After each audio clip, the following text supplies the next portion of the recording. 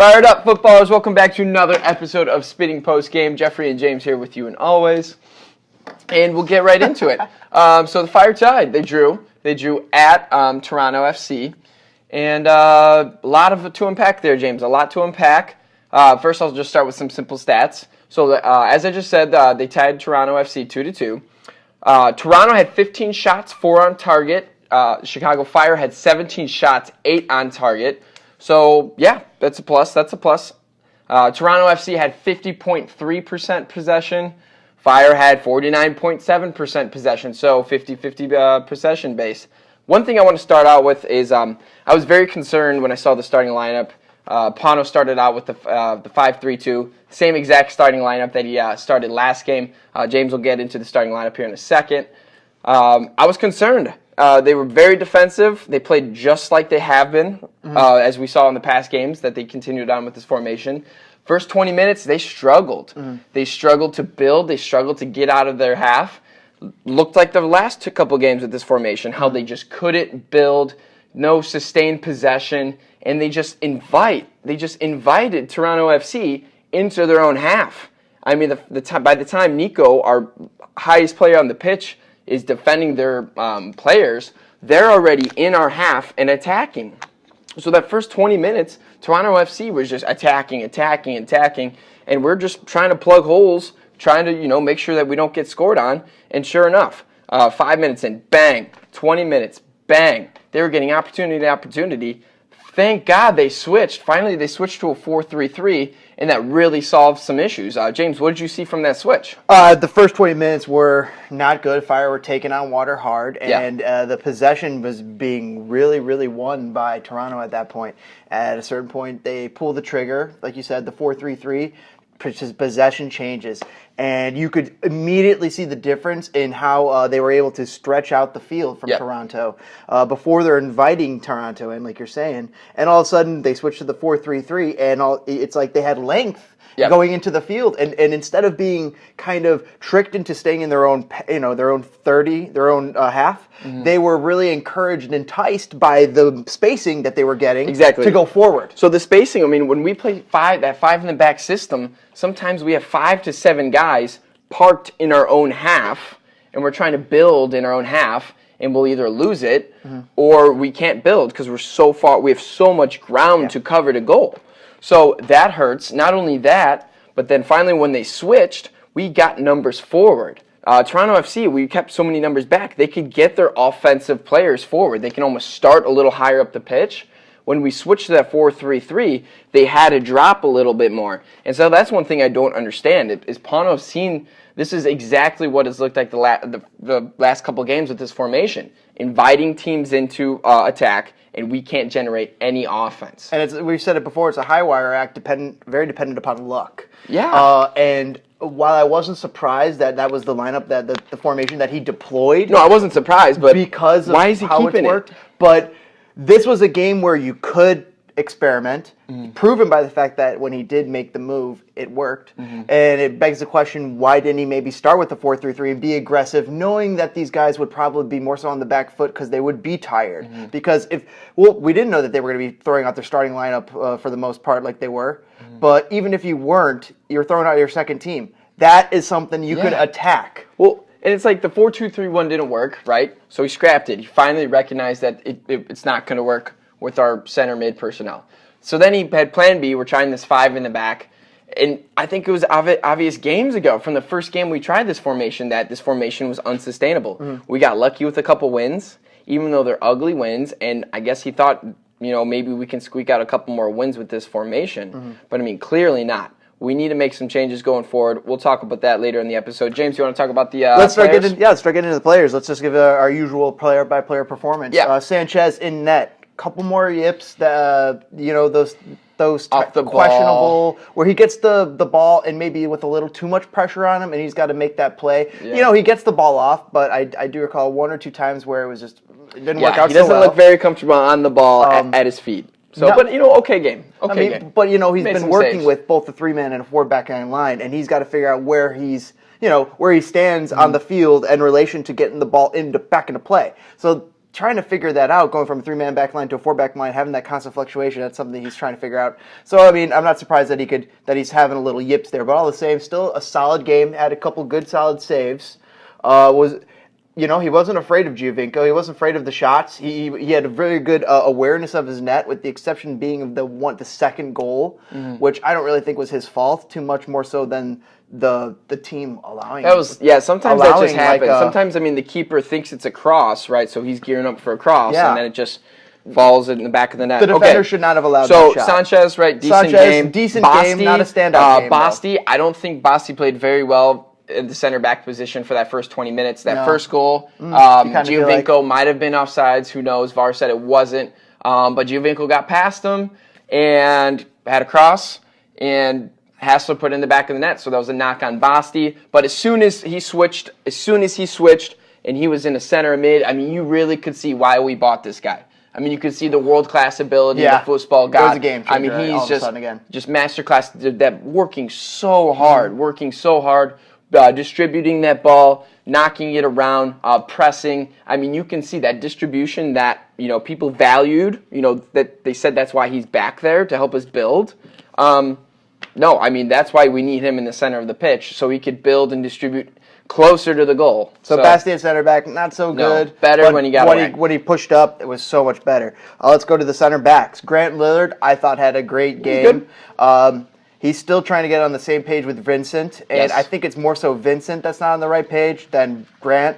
I think Lillard is on the right page. In fact, I feel like for how good he's becoming so shortly, for a rookie, he's going to be in the running for Rookie of the Year. This kid is solid, and he's somebody you could rely upon. Yeah. I like that. Kappelhoff also had a tremendous game once you got him into a 4-man back line. Yes, both of them are way more comfortable. They excel in a 4-man back line. A flat back four. You could just absolutely see Lillard, Kappelhoff, and I think that goes for Ellis and Vincent. Much better, so much more understanding of their defensive that flat back four. Because they've played that most of their life. They understand the defensive responsibilities that are required. Everybody kind of has a better idea. Yes. It's just more natural. Yes. Then I'll jump on Ellis.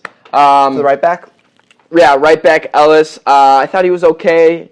Defensively, good. Offensively, he's a black hole. I'm sorry. As soon as we switched to that 4 in the back, I really would like to have seen Pono put Drew in. I'm 25th minute. I would have pulled him out, put Drew in there. I understand why they did it. Giovinco. Katai doesn't play very much defense, even though he was pretty good defensively. But Ellis, I really don't want to see him go very much going forward. I'm sorry. I know Drew's coming back. Matt Polster's coming back in a couple of weeks. I would like to see Drew there. Definitely get a more offensive-minded right back. So you want Drew at right back. Now let's go over to left back. Brandon Vincent with another poor game.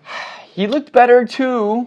As a left back, moved out to left back in a 4-man line, he got a little bit more solid, but still there was those moments where he's very late. He's very late to his man to defend. He allows them so much space, and his movement. I just see him stumbling. He's stumbling too many times. He's doing something questioning his thoughts. He's doing some dumb fouls where he's just extending his arms and. His tackling he's been thinking too much. Yeah, I think he's just thinking too much. It doesn't look like he's in the game, but I think he was better. He was much better when he switched to that flat back 4. Correct. And hopefully going forward, he'll keep playing pretty well. Well, I'll submit to you this. Going forward, if you do want to see maybe a Drew Connor to your right back, is Ellis a possible option at left back to take over? No. I think even you got though he's not more offensive than David. You're going to have to ride out. You're going to have to ride out Brandon Vincent. Again, hopefully that this formation shift back to something that he's used to, he'll play better. All right, let's get moving on here. Let's go to the center mids. Dax McCarty. Dax was okay. I thought an up and down performance. I don't think switching to a 4-3-3 mid-game is a very easy task. No. There's moments where you could see that the three of them were still figuring it out. Sometimes they still were bunched in too much defensively. They looked better at halftime coming out when they could organize it a bit better. But I think you'll see a better performance out of Dax going forward. What about Mo, James? What do you think about Mo? Mo got to stay on the field while Dax got subbed off. But I think Dax was putting a lot of work as that central pivot. and he was getting gassed. And but the great thing about Mo Adams is that you could plug and play him right back there. You could slide him back, and then you were able to bring in Baquero and Campos eventually for Collier and for Dax McCarty, and get a lot more quality on the ball. Would you say Mo's a piece going forward, James? Mo is a piece going forward. He's absolutely a piece going forward. The versatility he offers you is tremendous. The same thing that I like the energy he brings. I just like that energy on and off the ball. I mean, he helps us build. He helps us get out. He helps us win the ball. So yeah. To that fact, though, Ellis also offers us, some versatility because he allowed us to move to a 3-man back line by pulling Brandon Vincent off. You don't plan that far ahead just based on a position. Also, first time we saw a 3-man back line without Basti actually in the 3-man back line. True. Towards the end of it. When they were trying to hump balls forward at the 90th minute, they went back to a 3 in the back. All right, let's move up Katai. Wait, what about Basti at center mid? We said very good. Very good and tremendous when he started getting the ball. When he actually started getting the ball. So Katai. Katai, his best performance I thought he looked offensively fantastic. and defensively. Yeah. Wow, was he actually working.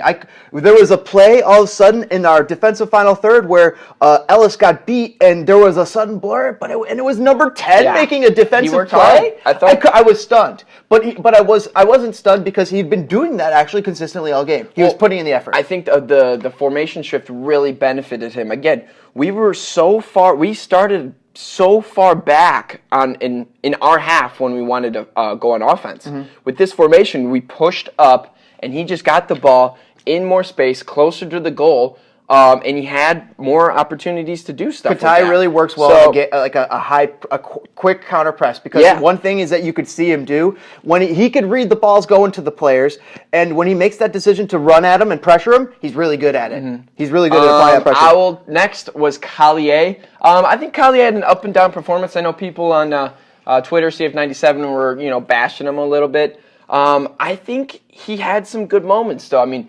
he's good to get involved. He's very involved, which is great. He's a target man. Right, he's a target man. I think that's why he's playing. Yeah. He gets involved. He gets the ball at his feet. But when he has time and space, he can distribute. But as soon as the space gets a little tight, and he has to deal in those tight tiki-taka-ish places, again, doing things he's not really supposed to be doing, that's when he makes the mistake. Or the distribution. If he has to make a quick turn, head up, make a ball to Katai. Yeah. I mean, that's not He's his good skill at set. doing the first part Yes. where he was pulling it down. He gets that touch, and then he looks up, and then that quality on that second part of the play is just not there. Mm-hmm. And but what I did see is it is there for Campos. Campos is very quality on the ball. Better on the ball. Baquero's still not quite there. He had a great chance where you almost thought he was going to pot it, but still not quite up there, but you could see the progress. Oh, absolutely. He's getting there, and I wonder one day if Baquero might replace Collier because he could also offer you the height, but maybe he could offer you a little bit more stuff on the ball. Collier's played a lot. He's got a lot of experience. I don't think we've seen enough from Baquero yet. James, you want to talk about our last player? Nico. Nemanja Nikolic. Pano has to figure out how to get Nico involved more because Nico is doing everything he can to the point where it's like Pano is using him as a midfielder instead of a striker because he's coming back, he's getting involved in those plays as a false nine. But then because he's pulled out of position, Katai will go forward, but he's not being used to his best ability. Yeah, there's times Collier will be that lead striker. There's times that Collier will be that lead striker trying to hold it. And I think now that we're not playing this 4-2-3-1, Pano really doesn't know how to utilize Nico. He's just been relying. The only way he scored is from his typical just being in the right place at the right time, garbage goals. Mm-hmm. So we need to figure something out. I think a 4-3-3 that was much better. It's going to help Nico a lot. Create the most chances we've seen. Sometimes we still saw Collier in that center spot. I would like to see Nico there. But yeah, I think going forward, we'll end it here. I was very, very encouraged. Again, I think Pano made us drop some points with this starting 11. I don't understand the need to be defensive. I think he was spooked. Out the gate. I think the first 2 games of the year, when we had Dean, Chani, right? When we had those players and we're making playing the wrong poorly, choices. The 4-2-3-1 spooked Pano. And ever since then, he couldn't figure out a solution to play with that 4-2-3-1. Couldn't trust his back line. So he tried that 3-back system. He didn't have the horses like Lillard and Campbell. And the 3-back system isn't working, and so he kept with it. Why did he keep with that? Finally, we switched. There's so many different things you could do as a manager. Mm-hmm. And this 4-3-3, it worked, right? So we can be offensive. We can attack. There's no reason we have to be scared of these teams and play to lose. Let's play to win. One last thing I want to add. Yes, absolutely. Besides Vaquero and Campos, who had decent performances coming in off the bench, I thought they looked the part. Alan Gordon. Wow, yeah. Doing what he came here to do. That's why you brought him in. And that's what David Arshakyan could never provide you. You could never rely on him. Yeah. And then when Alan Gordon comes in, the real question is, do other teams get a little spooked? No. They don't get spooked because of who he is. They get spooked by his player type. Yeah. A poacher, a person that could score. Vanny knew it was coming. He saw it coming too. Let's end it here, though, James. Any last thoughts for you? I think that was about it. I was a little disappointed that we did not take the points in this game. Could have won this. The points were there for the taking, coming on a team that had played 3 days ago and that was so tired. And instead of taking on a team that was so tired and being aggressive against them, you invited them to attack and essentially gave up points. Let's be aggressive. Let's stop this. There's something about we say taking your lumps. Yeah. Now, taking your lumps means... Hold on. We should probably move on. Yeah, but taking your lumps is, the idea of putting those players out like a Campos or a Vaquero and letting those guys play in the right position and getting those out. Taking your lumps is not turtling. Yeah. And just allowing that to happen. He was playing not to lose. That's what we're trying to say. You Pano was playing not to lose with this 5-3-2, and that got us angry. Now with this 4-3-3, we can try to play to win. We can play with some peoples. Yeah. Anyways, I think that's about it. But if you enjoyed the conversation, drop us a like. If you have any comments or corrections to add to the conversation, drop in the basement comments below. And subscribe for more Spitting Fire. All right, guys. Later. See you guys.